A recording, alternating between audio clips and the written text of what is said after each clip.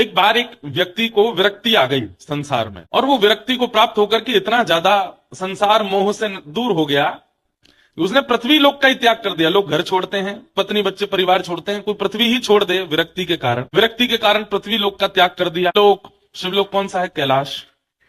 विष्णु लोक वैसे तो वैकुंठ है, पर प्रारंभ हो जाता है मुक्तिनाथ से या बद्रीनाथ से। वैसे लोकों में जाके रहने लगा और प्रार्थना करने लगा कि मेरी पृथ्वी छुड़वाइए, मुझे इसमें नहीं रहना। तब एक बार वो पृथ्वी लोक से निकल करके पितृलोक पहुंचा, और पितृलोक में जब पितरों का दर्शन उसने किया, उन पितरों में कई पितृ जो थे वो अपने पद से च्युत होकर के बड़ी यातनाएं भोग रहे थे। तो उसने जाकर के उन पितरों से कहा, आप लोग इतनी वेदना में हैं क्यों?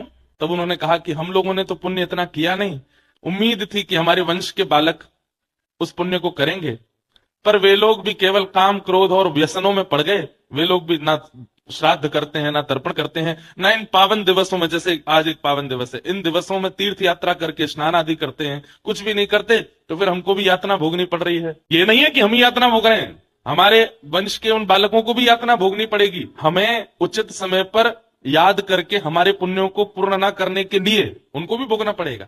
तो हम लोग बड़ी यातना में हैं। तब उस व्यक्ति ने विचार किया कि मैं तो सब चीज छोड़ छाड़ करके बिल्कुल घूम रहा हूं विरक्त होकर के, मेरे भी पूर्वज यहीं पितृलोक में ही होंगे, वो भी दुखी हो रहे होंगे।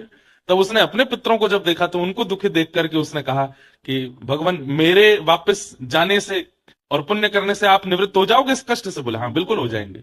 तो उस तुरंत वापस आया और पृथ्वी लोक को पुनः स्वीकार करके उसने विवाह आदि किया, अपने गृहस्थ आश्रम में प्रवेश किया, एक सत्पुत्र को जन्म दिया। स्वयं भी पितरों की मुक्ति के लिए और पुण्यों की प्राप्ति के लिए जो कर्म शास्त्रों में बताए वो किए, अपने बच्चों को भी सिखाया। मृत्यु के बाद उसने पितृलोक में जाकर के अपने पितरों को जब देखा तो वे वहां नहीं थे, वे वैकुंठ को प्राप्त हो गए थे। और उसने वही याचना अपने संतानों से भी की कि वे भी उचित समय पर मेरे लिए ये पुण्य कर्म करते रहे। तो इसलिए शास्त्रों में वर्णित जो पुण्य दिवस हैं और उन पुण्य दिवस पर करने वाले जो पुण्य कर्म है वो करने चाहिए।